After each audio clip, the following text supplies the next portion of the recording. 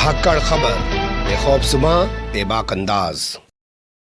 धाकड़ खबर के न्यूज़रूम से मैं आपके साथ हूं अकरम रईस खान। राज्यसभा के बाद लोकसभा से भी भारतीय जनता पार्टी ने केंद्रीय कैबिनेट मंत्री मुख्तार अब्बास नकवी का पत्ता साफ कर दिया है, पत्ता काट दिया है। आसान अल्फाज में अगर आपको बताऊं कि राज्यसभा की जो सीटों पर चुनाव हो रहा है उसमें तो भारतीय जनता पार्टी ने मुख्तार अब्बास नकवी को प्रत्याशी नहीं बनाया था, टिकट नहीं दिया था, जिसके बाद चर्चाएं चल रही थी कि 3 लोकसभा सीटों पर जब उपचुनाव होगा तो उसमें टिकट दिया जाएगा, प्रत्याशी बनाया जाएगा। लेकिन वहां भी पत्ता साफ कर दिया है, ना उनको प्रत्याशी बनाया, ना उनको टिकट दिया है, जिसके बाद कई तरीके के सवाल पैदा हो गए। लेकिन सबसे बड़ा सवाल यही पैदा हो गया है कि क्या अब भी वो मंत्री बने रह सकते हैं। मंत्री बने रह सकते हैं तो किस तरीके से और कितने समय तक मंत्री बने रह सकते हैं, और अगर मंत्री नहीं बने रहेंगे तो क्या भारतीय जनता पार्टी उनको आने वाले समय में देश का उपराष्ट्रपति बनाने जा रही है। जी हां, ध्यान से सुनिए, थोड़ा गौर से सुनिए कि आने वाले समय में उनको देश का उपराष्ट्रपति बना दिया जाएगा। किस आधार पर चल रही हैं चर्चाएं, विस्तार से आपको बताऊंगा। 3 हिस्से में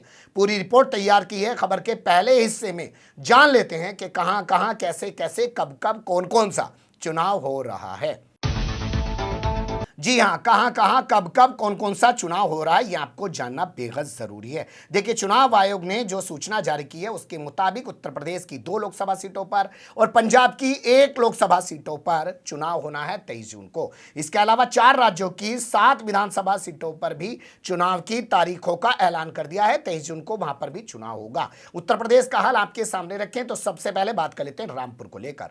रामपुर की सीट खाली हुई है आजम खां की वजह से। वो सांसद हुआ करते थे, विधानसभा चले गए, इसलिए यहां पर चुनाव हो रहा है। दूसरी सीट है आजमगढ़, ये खाली हुई है अखिलेश यादव की वजह से। वो सांसद हुआ करते थे, विधानसभा चले गए, सीट खाली है। इसके अलावा पंजाब की जो सीट है उसका नाम है संगरूर, और यहां से सांसद हुआ करते थे भगवंत मान, जो मुख्यमंत्री बन गए हैं, इसलिए उनकी सीट खाली हुई है, उस पर चुनाव हो रहा है। इसके अलावा राजधानी दिल्ली की बात करें तो राजेंद्र नगर सीट पर विधानसभा चुनाव हो रहा है, क्योंकि आम आदमी पार्टी के राघव चड्ढा राज्यसभा चले गए, सीट खाली हो गई है।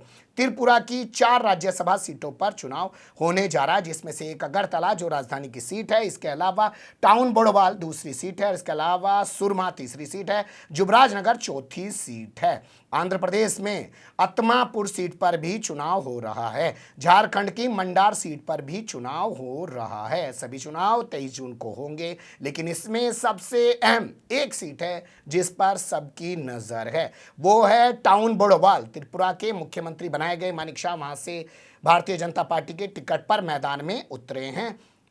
उससे पहले वो राज्यसभा सांसद हुआ करते थे। इसके अलावा यूपी की तेहरा विधान परिषद यानी कि एमएलसी सीटों पर भी चुनाव होना है, जिसकी तारीख रखी गई है 20 जून। तो ये हाल है चुनाव का। अब बात कर लेते हैं कि मुख्तार अब्बास नकवी का पत्ता कैसे साफ हुआ।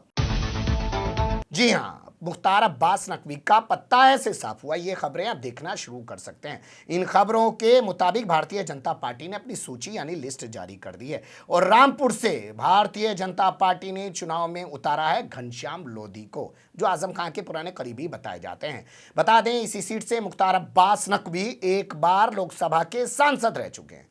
उम्मीद जताई जा रही थी कि भारतीय जनता पार्टी ने 10 जून को 15 राज्यों की जो 57 सीटों पर राज्यसभा चुनाव हो रहा है उसमें मुख्तार अब्बास नकवी को टिकट नहीं दिया, तो बाद में जब रामपुर में उपचुनाव होगा वहां से इनको टिकट दिया जाएगा। लेकिन यहां से उतार दिया है भारतीय जनता पार्टी ने घनश्याम लोधी को। इसी तरीके से आजमगढ़ से निरहुआ को, जिन्हें 2019 में अखिलेश यादव ने हराया था या अखिलेश यादव से बाहर गए थे, फिर से एक बार भारतीय जनता पार्टी ने उन पर दांव लगाया है। यानी कि उत्तर प्रदेश की दोनों सीटों का हाल हमने आपके सामने रखा, और इसमें कि कहीं पर भी नाम नहीं है मुख्तार अब्बास नकवी का। यानी राज्यसभा के बाद लोकसभा से भी मुख्तार अब्बास नकवी का पत्ता साफ कर दिया गया है। बता दें आपको, मुख्तार अब्बास नकवी का कार्यकाल पूरा हो रहा है 7 जुलाई 2022 को। क्या उसके बाद भी वो मंत्री बने रह सकते हैं? जी हां, उसके बाद भी वो 6 महीने तक मंत्री बने रह सकते हैं, लेकिन उसके लिए उन्हें किसी ना किसी सदन से चुनकर आना होगा।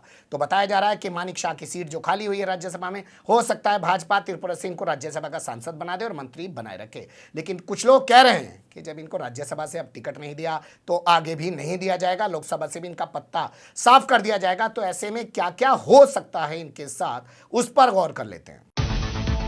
जी हाँ, इसी पर गौर कर लेते हैं कि इनका क्या क्या हो सकता है। तो दोबारा अल्फाज को दोहराना पड़ेगा कि ये 7 जुलाई को कार्यकाल पूरा होने के बाद भी मंत्री बने रह सकते हैं, क्योंकि सोशल मीडिया पे चल रहा है मोदी है तो मुमकिन है, और अगले 6 महीने तक बिना किसी जगह से चुने हुए ये मंत्री बने रह सकते हैं। 6 महीने पूरा होने पर इनको वो सीट छोड़नी पड़ेगी। हो सकता है मानिक शाह ने जो राज्यसभा की सीट खाली करी है, भाजपा इनको वहां से ले आए, लेकिन ऐसी संभावनाएं कम है, क्योंकि राज्यसभा से पहले टिकट नहीं दिया और अब लोकसभा से टिकट नहीं दिया, इसलिए अब इनको इन दोनों सदनों में भारतीय जनता पार्टी कहीं भी नहीं रखेगी। क्या कर सकती है इनका, तो इनके बारे में चर्चाएं चल रही है कि इनको संगठन में भेजा जा सकता है, पार्टी का प्रवक्ता बनाया जा सकता है, लच्छेदार जुमलेदार बातें करने के लिए जाने पहचाने जाते हैं, उसी काम में इनको लगाया जा सकता है, संबित पात्रा स्टाइल बनाकर इनको छोड़ा जा सकता है। इसके अलावा दूसरी चर्चाएं चल रही हैं कि साहब इनको कहीं का राज्यपाल बना सकती है भारतीय जनता पार्टी, एक मुस्लिम चेहरा और राज्यपाल बना देंगे और उसके जरिए जो हासिल करना चाहते हैं वो कर सकते हैं। कुछ लोग तो यहां तक कह रहे हैं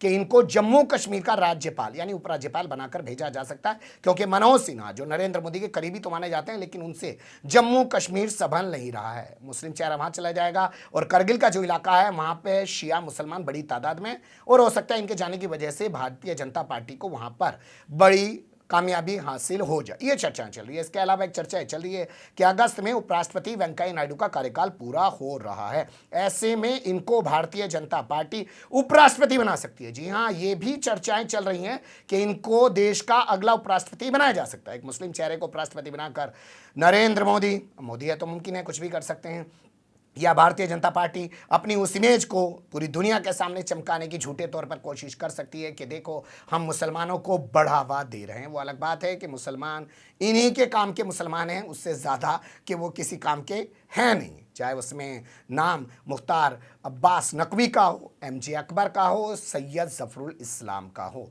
या शाहनवाज हुसैन का हो। लेकिन देखना दिलचस्प होगा कि 7 जुलाई के बाद क्या ये इस्तीफा देते हैं या बने रहते हैं, या इनको राज्यपाल बनाया जाता है या उपराष्ट्रपति बनाया जाता है या संगठन में भेजा जाता है। ये आने वाला वक्त बताएगा। लेकिन कुल मिलाकर ये है कि इनके भी शायद बुरे दिन आ गए हैं, रविशंकर प्रसाद की तरह और प्रकाश जावड़ेकर की तरह। वो भी बड़े चेहरे थे, उठा के कैसे एक साइड में फेंक दिए गए हैं।